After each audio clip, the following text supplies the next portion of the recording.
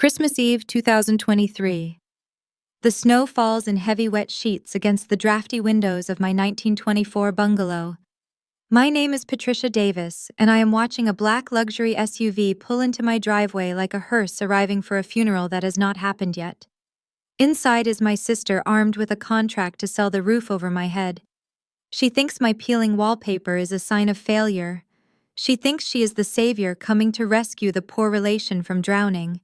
She does not know that silence is not poverty, and that I have already paid for my freedom in a currency she cannot understand. Like, share, comment, and subscribe to our channel. We always appreciate the time you spent here with us. The frost on the kitchen window was thick, a white map of a country that didn't exist. I pressed my thumb against the glass. The ice melted into a small, dark circle, revealing the gray sky of Christmas Eve. Outside, the wind stripped the last brown leaves from the oak trees. Inside, the oven clicked and hummed, radiating a dry, steady heat. The air smelled of sage sulfur from the match I'd struck, and the deep, savory scent of roasting turkey.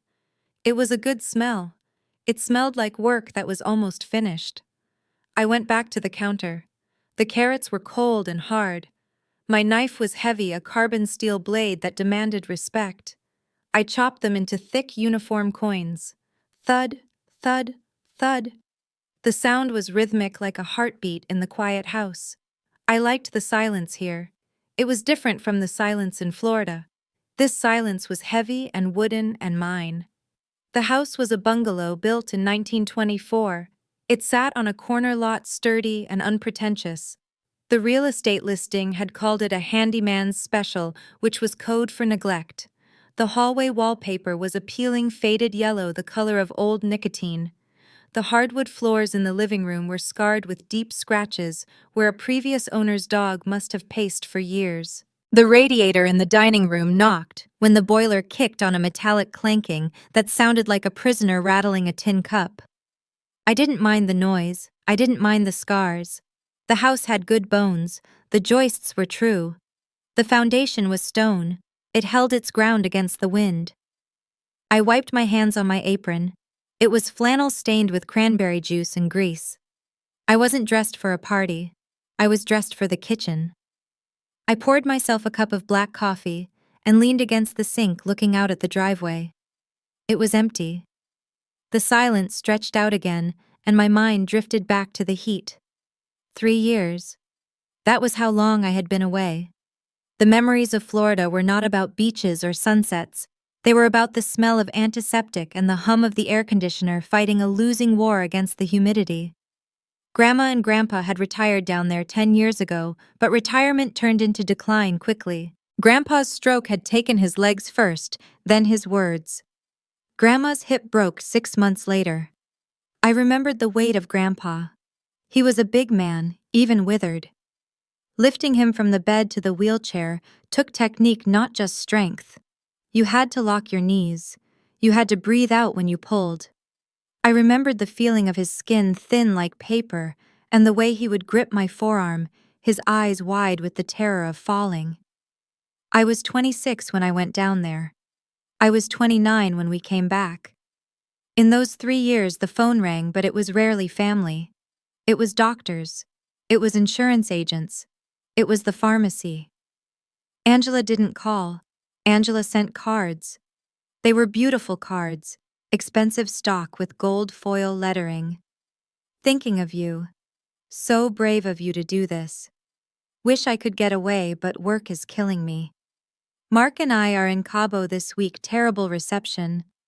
I would read the cards to Grandpa while I spoon-fed him broth. He would listen, his eyes fixed on the ceiling fan.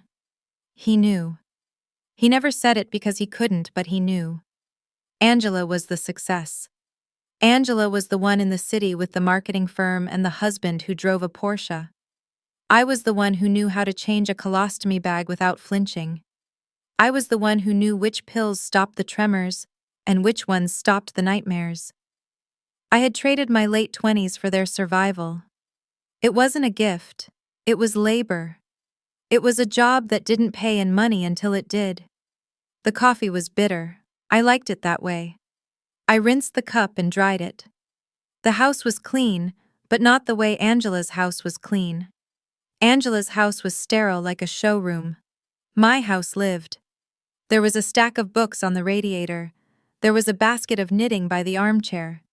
It looked like a life was happening here, not just being staged. I checked the turkey. The skin was browning nicely. I basted it, the hot fat sizzling as it hit the pan. I closed the oven door and felt the floor vibrate. A car was coming. I went to the window. A black SUV turned into the driveway. It was massive, polished to a mirror shine, looking ridiculous and oversized next to my rusted chain-link fence. It was leased. I knew that because Angela leased everything. Ownership implied commitment. Leasing implied an upgrade was always around the corner. The engine cut. The doors opened. Angela stepped out first. She was wearing a camel-colored coat that probably cost more than my boiler. Her boots were leather pristine, without a speck of salt or slush on them. She looked immaculate. She looked like she had just stepped out of a magazine ad for a life I didn't understand. Mark got out of the driver's side. He looked tired. His face was puffy, flushed with the kind of high blood pressure that comes from 3 martini lunches and sleepless nights. He was carrying a bottle of wine and a box of expensive chocolates, holding them like props. They stood in the driveway for a moment looking at the house. I saw Angela point at the peeling paint on the eaves. I saw her say something to Mark. He nodded, but he didn't look at the eaves. He looked at his phone. I unlocked the front door and opened it. The cold air rushed in, biting at my bare arms, clashing with the warm, sage-scented air of the kitchen. "Merry Christmas," I said. My voice sounded loud in the cold air. Angela walked up the steps. She didn't smile. She pursed her lips, scanning the porch, the door frame, the mat under her feet. She stepped inside, bringing the smell of expensive perfume and cold exhaust with her. She didn't hug me. She handed me her coat, expecting me to take it. "Oh, Patty," she said, her voice dropping an octave, feigning a concern that felt like a slap. She looked over my shoulder at the hallway, at the yellow wallpaper I hadn't stripped yet, at the scratch on the floorboard. "You haven't painted yet. I thought you would have done that by now. It looks so dark in here." Mark shuffled in behind her, stamping the snow off his boots onto my rug. "Smells good," he mumbled, not meeting my eyes. "It's a work in progress," I said, hanging her coat on the rack. The fabric was soft cashmere, just like everything else. Angela walked past me, her heels clicking sharply on the wood. She headed straight for the kitchen, not waiting to be invited. "Well," she called back, "at least it's warm, though you really should have someone look at those windows. I could feel the draft from the street." I closed the door against the wind. The lock clicked shut. I took a breath, smelling the turkey and the perfume. The invasion had begun. Angela did not take off her boots. She walked into the kitchen, the heels making a sharp, authoritative clacking sound on the linoleum. The kitchen was the heart of the house, warm and filled with the steam of cooking, but Angela brought a chill with her. She stopped in the center of the room, her hands shoved deep into the pockets of her camel coat, and pivoted slowly. It was an appraisal. She looked at the cabinets, which were painted a thick, creamy white. She looked at the countertops, which were laminate with a metal edge, a style dead for 40 years. She looked at the stove. It was a Wedgwood white enamel with black grates. It was heavy iron and gas. I kept it clean, but it showed its age in the spiderweb cracks near the burners. "Is that original?" Angela asked. She didn't mean it as a compliment. She reached out a manicured hand and tapped the handle of the oven door. "It came with the house," I said. I moved to the counter and picked up the celery. "It heats even. It holds temperature better than the electric ones." "It's a fire hazard, Patty," she said. She walked to the window, the one where the draft came in. She held her hand up to the sash, feeling the cold air bleeding through. "Feel that you're heating the whole neighborhood. You're literally burning money." "I like the fresh air," I said. "It keeps the kitchen from getting too stuffy." Angela sighed. It was a long, dramatic exhale. "Mark knows a guy," she said, turning to me. "A contractor. He does bulk work for the developers downtown. He could gut this room for cheap. New cabinets, granite double-pane windows. We could get you a stainless steel range, make it livable. It is livable, I said. I chopped the celery. Crunch, crunch. I live here. You exist here, she corrected. There's a difference. She wandered out of the kitchen. I wiped my hands and followed her. I had to. She was a guest. She walked into the living room, her eyes darting to the corners of the ceiling looking for water stains. She ran a finger along the mantel of the brick fireplace. She checked the dust. There wasn't any. She seemed disappointed. The layout is choppy, she said. If you knocked out this wall, opened it up to the dining room, it would help the flow. Right now, it feels closed in. I like walls, I said. I like rooms being rooms. She looked at the furniture. The sofa was navy blue, deep and firm. The armchair was leather-worn soft at the elbows. It was the chair Grandpa used to sit in before the stroke. I had shipped it up from Florida. Angela didn't recognize it. She looked at it like it was something I had found on the curb. It's all very vintage, she said. Eclectic. It's paid for, I said. She laughed a short, brittle sound. Well, I should hope so. Look, Patty, I'm just saying. You have an asset here, sort of, but you have to maintain it. Deferred maintenance is a killer. If you let this place rot, you're throwing equity away. I didn't answer. I heard the rumble of a second car in the driveway, a heavier engine, my father's sedan. They're here, I said. I went to the front door. Angela stayed in the living room examining a rug. She didn't come to the door. She didn't like the cold, and she didn't like the struggle that was coming. I stepped out onto the porch. The wind had picked up swirling snow dust around the ankles of the sensory maple in the yard. Dad pulled the car up close to the walkway. He parked crooked. He was getting older, too. His reflexes were slowing down. I saw him get out, hunching against the wind, his breath pluming in the gray air. Mom got out of the passenger side, clutching a casserole dish wrapped in a towel. Then came the work. I walked down the steps, ignoring the cold on my bare arms. I opened the back door. Grandpa was slumped in the seat, wrapped in a wool blanket. He looked small. The stroke had taken the meat from his bones, leaving only the sharp angles of his frame. He looked at me, his eyes milky but aware. He tried to smile. One side of his mouth went up, the other stayed flat. "Hi, Grandpa," I said softly. I reached in. I unbuckled the seatbelt. I slid my left arm under his knees and my right arm behind his back. It was a dance we knew well. He gripped my shoulder with his good hand, his fingers digging into the flannel. I braced my feet on the asphalt. 1, 2, 3, I whispered. I lifted him. He was lighter than I remembered from 6 months ago. I pivoted and lowered him into the wheelchair Dad had set up on the drive. I adjusted his feet on the rests. I tucked the blanket around his legs so the wind wouldn't bite him. I checked his hands. They were cold. I rubbed them briskly between mine. "Let's get you inside," I said. Dad pushed the chair. I walked behind, spotting him. We got to the porch steps. We didn't have a ramp yet. That was on the list for spring. "I got the front," I said. I grabbed the frame of the chair near the front wheels. Dad grabbed the handles. We lifted. It was heavy, awkward work. Metal clanged against wood. We shuffled him up one step, then the second. We got him onto the porch. I was breathing hard. The cold air burned my lungs. Angela was still inside. She hadn't opened the door. I had to let go of the chair to turn the knob.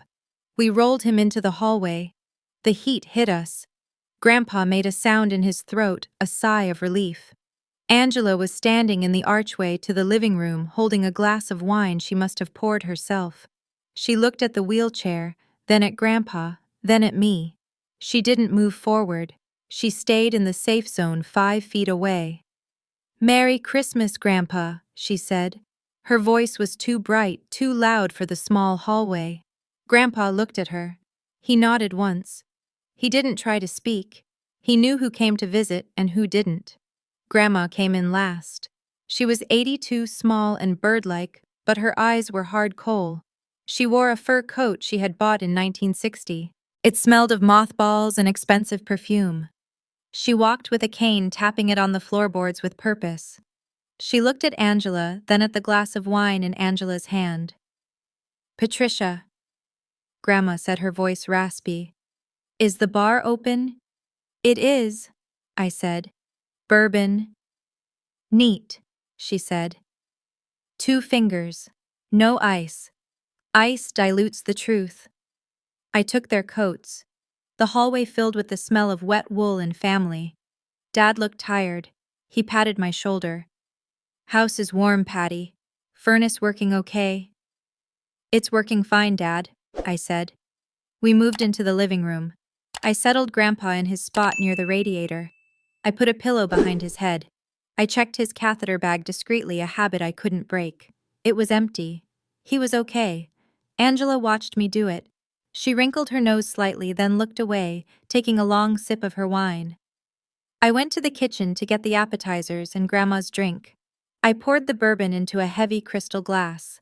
I arranged the cheese and crackers on a wooden board, cheddar sharp and crumbly, Gouda, a log of goat cheese with herbs. I carried it all out. The living room was tense. The air felt thin. Dad was talking about the weather. Mom was talking about the church choir. Angela was pacing. She wasn't listening. She was waiting for an opening. I set the board down on the coffee table. Grandma took her bourbon. She didn't say thank you. She just took a sip and closed her eyes, savoring the burn. Angela pounced. "So," she said, turning to me, "how is the library still part-time?" "Full-time now," I said. "I got the promotion last month, senior cataloger." "That's great," Angela said. She didn't think it was great. "And the pay, is it market rate?" "It pays the bills," I said. I picked up the cheese knife. It was a small, sharp tool. I cut a wedge of cheddar. The wax resisted, then gave way. Angela shook her head. She walked to the window, blocking the light. "I don't know how you do it, Patty. Honestly, the economy is a disaster. Mark and I were looking at the interest rates yesterday. It's criminal. Variable rates are jumping through the roof. If we weren't established, I'd be terrified." She turned to face the room. She wasn't talking to me anymore. She was performing for Dad and Mom. "It must be terrifying having a mortgage on an old money pit like this alone," she said. Her eyes locked on mine. "I mean, on a civil servant's salary, with inflation at 6%, that barely covers utilities and groceries. One broken pipe, one roof leak, and you're underwater." I cut another piece of cheese. "Slice." "I have savings," I said. "Savings," Angela scoffed. "Please, nobody has savings anymore. Not real savings. Not enough to cover a structural failure." She gestured around the room. "This house is a ticking time bomb, Patty. Dad, didn't you tell her these old places are romantic until the plumbing bursts?" Dad looked uncomfortable. He shifted in his seat. "Patty knows what she's doing, Ang. She's responsible." "Responsible isn't the same as solvent," Angela said. Her voice was rising. She was projecting. I could feel it. She was vibrating with a frequency that I recognized. It was fear, but she was dressing it up as advice. "I'm just being realistic. I look at the numbers all day. People in her bracket are drowning. They're one paycheck away from foreclosure. It keeps me up at night thinking about her here alone, just waiting for the other shoe to drop." She walked over to the table and picked up a cracker. She snapped it in half. "We just want you to be safe," she said. "Financial safety is the only safety that matters in this world. Everything else is just sentiment." I looked at her. Her makeup was perfect. Her clothes were perfect. But her hand shook slightly when she lifted the wine glass. "I feel safe," I said. "You feel safe because you don't understand the risk," she said. "You've always been like that. Head in the clouds, taking care of everyone else." She glanced at Grandpa, then quickly away. "But who takes care of you when the boiler blows up? Who pays for that? The library." I gripped the handle of the cheese knife. It was wood, smooth and hard. I pressed the blade into the block of Gouda. I pressed hard. The knife cut through the rind, through the paste, and hit the wooden board with a solid thud. "I manage Angela," I said. My voice was low. I manage fine. Grandma opened her eyes. She looked at Angela over the rim of her glass. She didn't say anything. She just watched. The room went quiet save for the wind rattling the window pane Angela had criticized.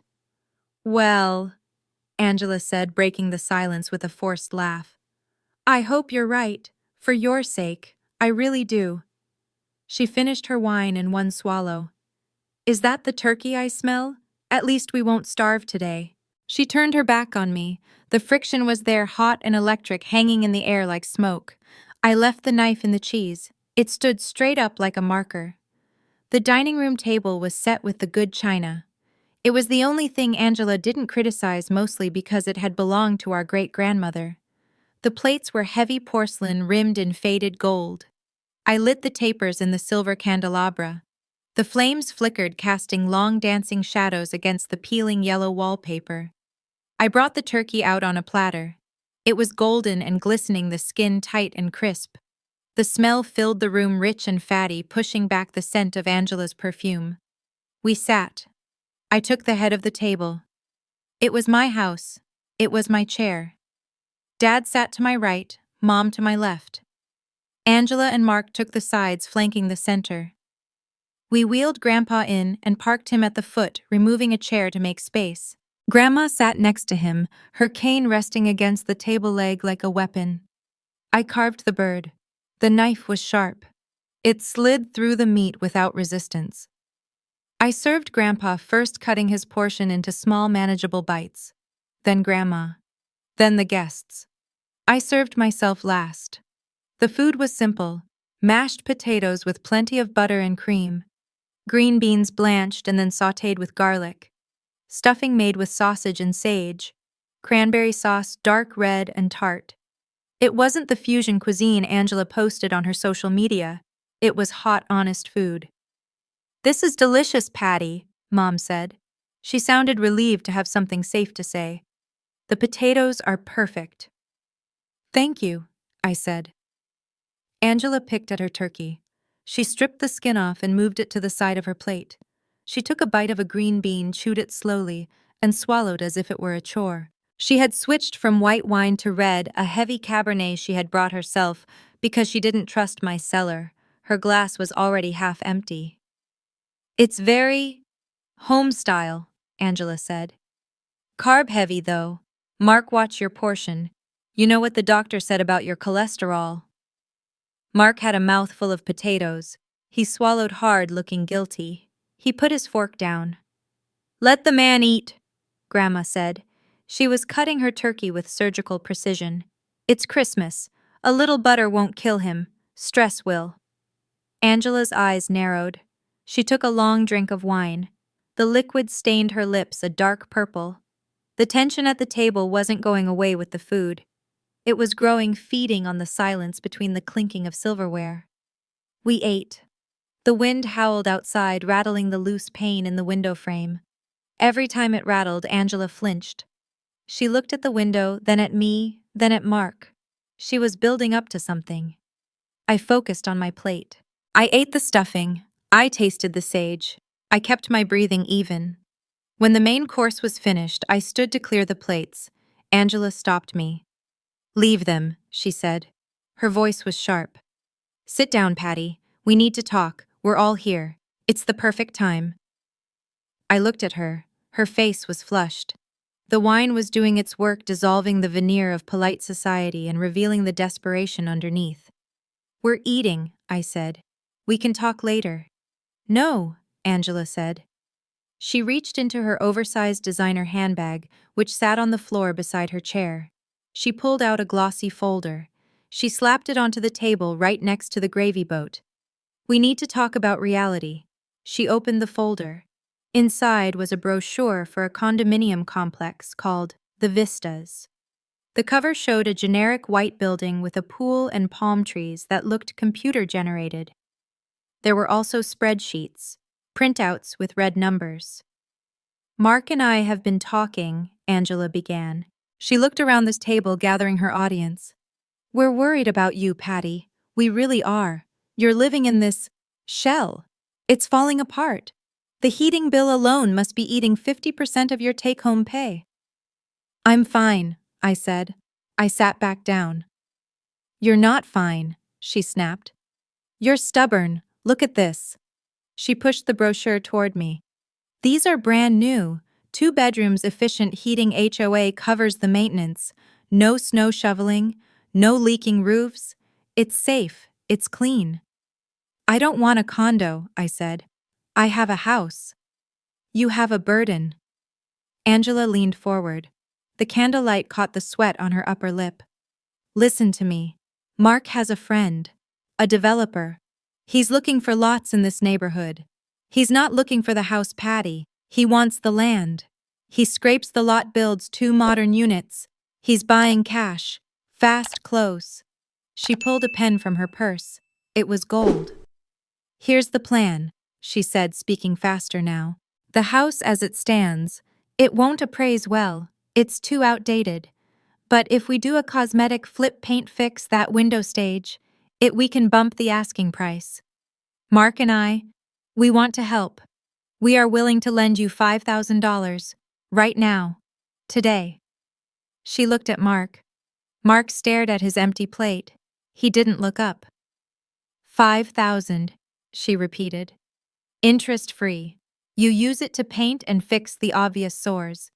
We get Mark's guy in here next week. We list it by mid-January. You sell, you pay us back the $5,000, and you take the equity, whatever is left after the mortgage payoff, and you put a down payment on a condo. You get out from under this weight. You get a fresh start. She smiled. It was a terrible smile. It was the smile of a wolf telling the sheep that the slaughterhouse was warm. I don't have a mortgage payoff, I said quietly. Angela didn't hear me. She was on a roll. It's the only logical move. You're a librarian. You can't afford a new roof. You can't afford to rewire this place. You're one disaster away from bankruptcy. We're offering you a lifeline. Just sign the waiver on the repairs so Mark can schedule the contractor. We'll handle the rest. We'll save you. She slid a piece of paper across the table. It wasn't a loan agreement. It was a power of attorney for real estate transactions. Limited, but specific. I looked at the paper. Then I looked at her. I'm not selling, I said. And I don't need your money. Angela slammed her hand on the table. The silverware jumped. Don't be proud, God, you are so arrogant. You're living paycheck to paycheck. I see your clothes. I see your car. You're poor Patty. Admit it. We are trying to pull you out of the mud. I like the mud, I said. It's not about what you like, Angela screamed. It's about survival. You think you're noble because you stayed behind. You're just scared. You're scared of the real world. You're hiding in Grandma's old house because you can't make it out there. Sign the paper. Sell the house. Take the little bit of equity you have before the bank takes it all. The room was silent. The echo of her scream hung in the cold air. Mark had his head in his hands. Mom was crying silently. Dad looked like he wanted to disappear. Then a sound, dry like dead leaves scraping on concrete. She doesn't have a mortgage, Angela. It was Grandma. She hadn't looked up from her plate until now. She set her fork down. She picked up her napkin and wiped her mouth. Angela blinked. She looked at the old woman. What? She doesn't have a mortgage, Grandma repeated. Her voice was louder now, gaining strength. There is no bank involved. There is no interest. There is no payoff amount. Angela laughed a nervous, confused sound. What are you talking about? Of course there's a mortgage. She bought it 6 months ago. Unless she robbed a bank, she has a mortgage. We bought it, Grandma said. Angela froze. Who is we? Your grandfather and I, Grandma said. We bought this house, cash, $600,000. We wired the money the day we moved back from Florida. The deed is in Patricia's name, free and clear. She owns the dirt, the roof, and every nail in the walls. Angela stood up. Her chair scraped violently against the floorboards. She looked at Dad. You knew about this. Dad nodded slowly. It was their money, Ang. Their choice. Angela turned back to Grandma. Her face was pale, the red wine flush draining away to leave a sickly gray. You, you bought her a house, a $600,000 house. Yes, Grandma said. Why? Angela's voice cracked. Why her? I'm the one with the family. I'm the one with the overhead. Mark and I. We've been struggling to keep the firm afloat, and you hand her $500,000 for what? For visiting you. Grandma turned her head slowly. She looked at Angela with eyes that were clear and absolutely merciless. She didn't visit, Grandma said. She lived. She lived in the spare room with no windows. She cleaned the bedpans. She woke up every 2 hours for 3 years to turn your grandfather so he wouldn't get bed sores. She cooked. She cleaned. She drove us to every appointment. She held the bucket when I was sick from the medication. Grandma reached out and took Grandpa's hand. He squeezed it back. You sent a card, Grandma said. Once a year. You called on Christmas for 5 minutes. You were busy. You were building your life. That's fine, Angela. You built it. But Patricia gave us 3 years of her life. She stopped her clock for us. This house isn't a gift, it's back pay. Calculated at the rate of a private nurse 24 hours a day for 1,095 days. Grandma took a sip of her bourbon. Patricia is the only person at this table with 0 debt, she said. She isn't drowning. You are. Angela stood there. She looked at the brochure on the table. She looked at the spreadsheet with the red numbers she had prepared to scare me. She looked at the power of attorney form. The logic of her attack crumbled. She had come to strip the copper wire out of a sinking ship, only to find out the ship was made of solid gold, and I was the captain. Angela started. She looked at Mark. Mark finally looked up. His eyes were bloodshot. Sit down, Ang, he said. His voice was heavy with defeat. It's over. It's not over, she whispered. But she sat. She collapsed into the chair as if her strings had been cut. I picked up the power of attorney form.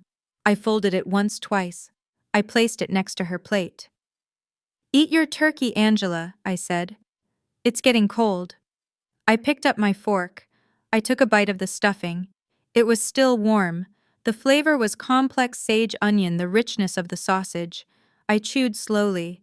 I didn't look at her. I didn't need to. The silence in the room was different now. It wasn't the silence of tension. It was the silence of a balance sheet that had finally been zeroed out. The wind rattled the window again, but this time nobody flinched. The house held firm. The silence in the dining room was heavy, a physical weight that pressed down on the white tablecloth and the half-eaten turkey. The wind outside had died down, or perhaps we just couldn't hear it anymore, over the ringing in our ears. Angela sat frozen, her hand hovering halfway to her wine glass. She looked at Grandma, then at the brochure of the condo complex, then at me. The logic of her world, the hierarchy where she was the success and I was the charity case, had snapped. It lay broken on the table between the gravy boat and the salt shaker. I took another bite of potatoes. They were cold now, but I ate them anyway. I chewed slowly. I swallowed. The sound seemed incredibly loud in the quiet room.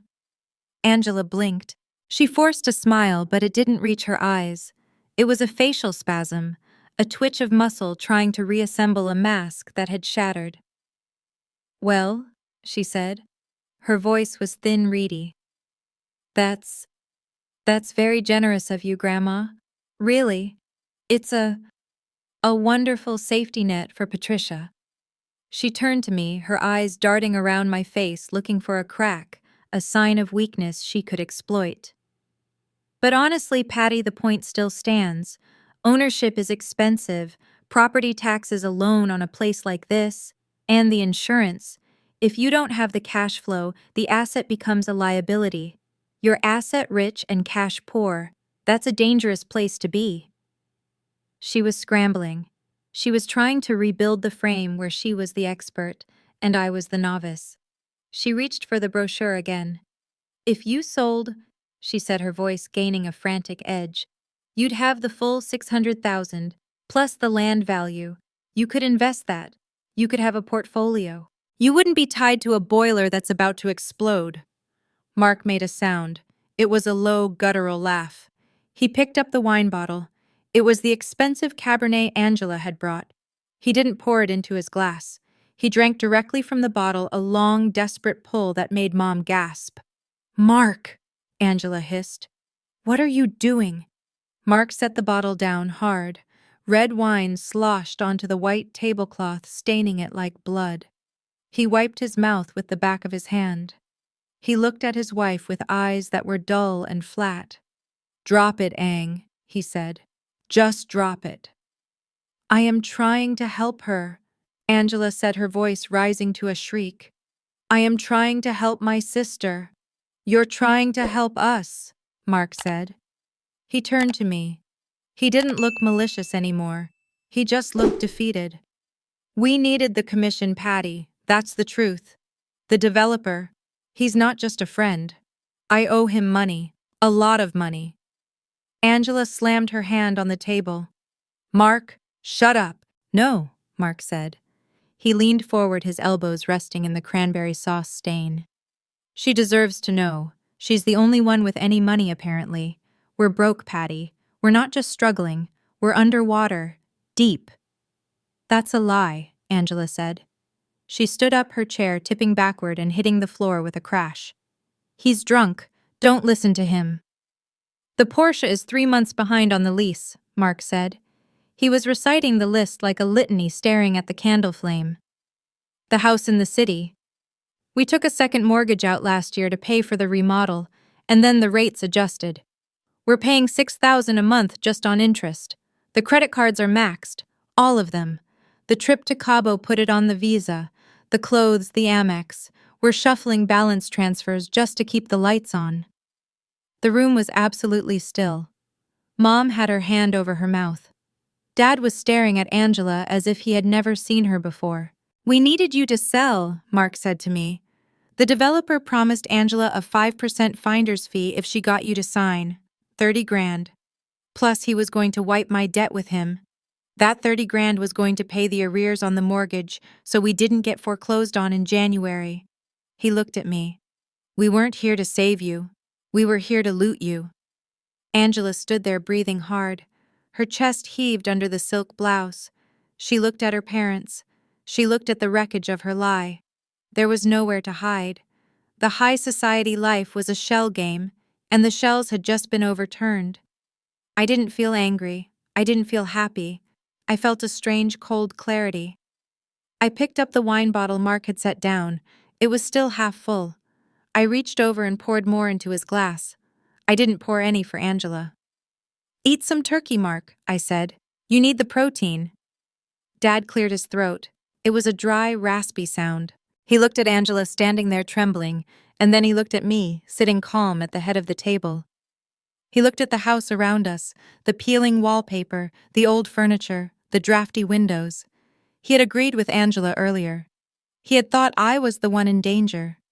Now he saw the walls differently. They weren't rotting. They were paid for. They were a fortress. "Is it true?" Dad asked Angela. "Are you in trouble?" Angela didn't answer. She grabbed her purse from the floor. She clutched it to her chest like a shield. Tears began to streak down her perfect makeup, leaving black tracks of mascara. "It's not fair," she whispered. "It's not fair. I did everything right. I went to college. I got the job. I married the right man. I played the game. And she just sits here. She hides in this old house and she gets everything." "She worked," Grandma said. "She hadn't moved. She was still holding Grandpa's hand. She did the work you were too important to do." Angela let out a sob. It was a jagged, ugly sound. She turned to Mark. "We're leaving. Get the car." Mark didn't move. He was eating the turkey. He looked at me. "This is really good, Patty. Did you brine it?" "Yes," I said. "Salt and brown sugar, 24 hours. "Mark!" Angela screamed. He sighed. He put the fork down. He looked at the wine glass, then pushed it away. "Yeah, okay. We're leaving." He stood up. He swayed slightly, then steadied himself on the table edge. He looked at Dad. "Sorry, Jim. Sorry, Barbara. Merry Christmas." He walked toward the hallway. He walked like an old man. Angela didn't say goodbye. She glared at me with pure distilled hatred. It was the hatred of the exposed. She spun around and followed Mark. I stood up. "I'll see you out." "Don't bother," Angela spat. "It's my house," I said. I locked the door. I followed them into the hallway. The transition from the dining room was sharp. The hallway was cooler, darker. I watched them put on their coats. Angela struggled with the buttons of her camel coat. Her hands were shaking too badly. She gave up and just wrapped it around herself. Mark pulled on his leather jacket. He looked at the door, then at the floor.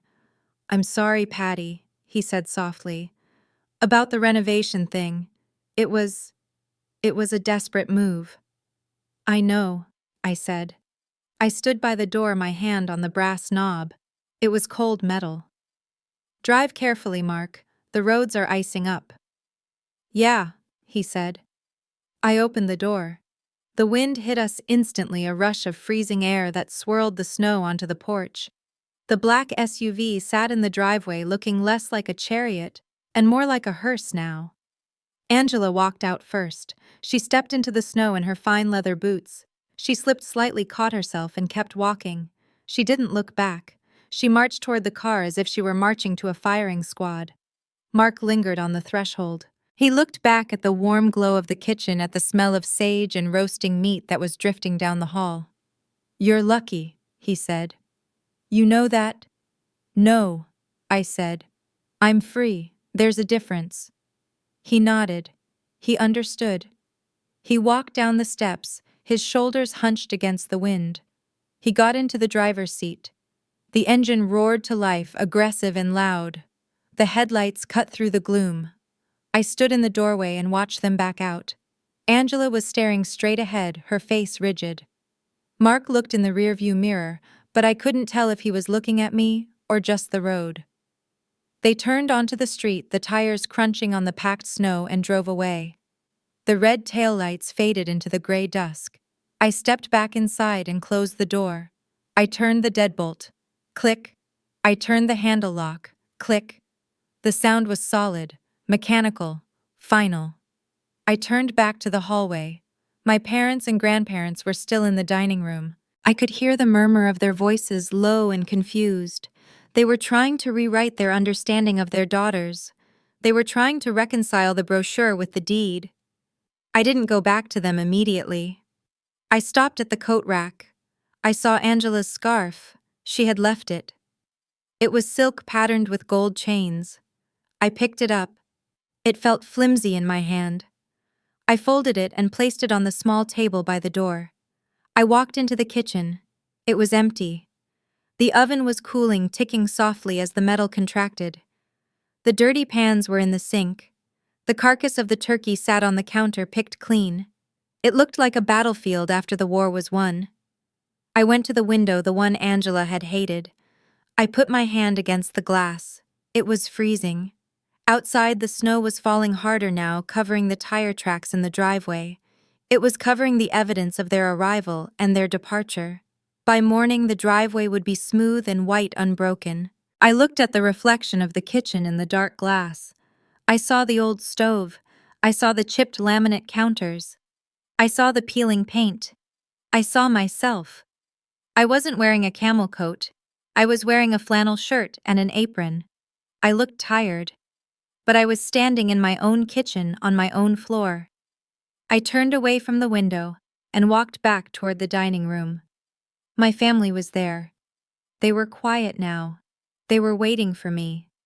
I walked across the threshold, my boots making a heavy, deliberate sound on the hardwood. The floorboards creaked. It wasn't a noise of decay. It was the sound of wood that had settled, wood that had borne weight for 100 years and would bear it for 100 more. I sat back down at the head of the table. I picked up my fork. "Pass the potatoes, please," I said. Dad looked at me. He picked up the bowl. His hands were steady. He passed it to me. "Here you go, Patty," he said. "Thanks, Dad." I took a scoop. I ate. The house was warm. The debt was zero. The night was just beginning. The departure of the rest of the family was quiet. There was none of the frantic energy that had arrived with Angela, no sharp clicking of heels or slam of car doors. It was a slow, mechanical process, dictated by the cold and the frailty of the bodies involved. I helped Dad with the wheelchair again. The descent from the porch was harder than the ascent. Gravity wanted to take the chair too fast, and we had to fight it, holding back the weight with our legs and backs. The wind had stopped, leaving a heavy, suspended silence in the yard. The snow fell straight down now, large wet flakes that landed on my cheeks and melted instantly. We got Grandpa into the car. He was asleep before we even buckled the belt, his head lolling against the window, his mouth slightly open. He had eaten well. He was warm. That was the extent of his world now, and I envied the simplicity of it. Grandma stood by the open car door. She buttoned her fur coat to the chin. She looked at the dark street where Angela's SUV had disappeared. Then she looked at me. The porch light cast deep shadows across her face, turning her wrinkles into a map of hard terrain. "She won't call for a while," Grandma said. It wasn't a question. "No," I said. "I don't think she will." "Good," Grandma said. "Silence is better than noise." She reached out and patted my arm with a gloved hand. The leather was cold. "You stood your ground, Patricia. That's why you have the house. Not because you nursed us, but because you have the spine to hold the roof up." She got into the car. Dad closed the door. He stood there for a moment looking at the house. He looked at the roofline, at the chimney, at the windows. He was seeing it for the first time as property, not as a project. He turned to me. He looked older than he had this morning. The illusion of his successful daughter had been broken, and it had taken something out of him. "You're okay," he asked. "You have enough. Everything." "I have enough, Dad," I said. He nodded. He didn't offer money. He didn't offer advice. He got into the driver's seat. The engine turned over, a reliable low rumble. I watched them pull away. I watched the taillights until they turned the corner and were gone. The street was empty.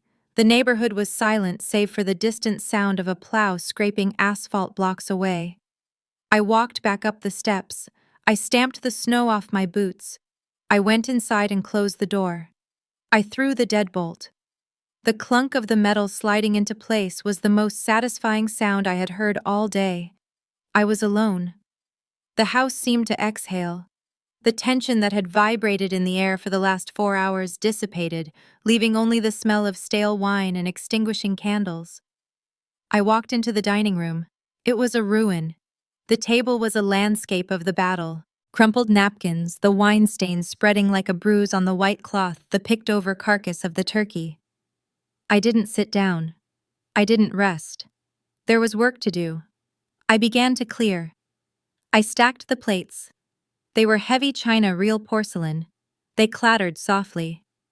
I gathered the silverware. I picked up the glass Angela had used. It still had a rim of red wine at the bottom. I carried it all to the kitchen. I plugged the sink.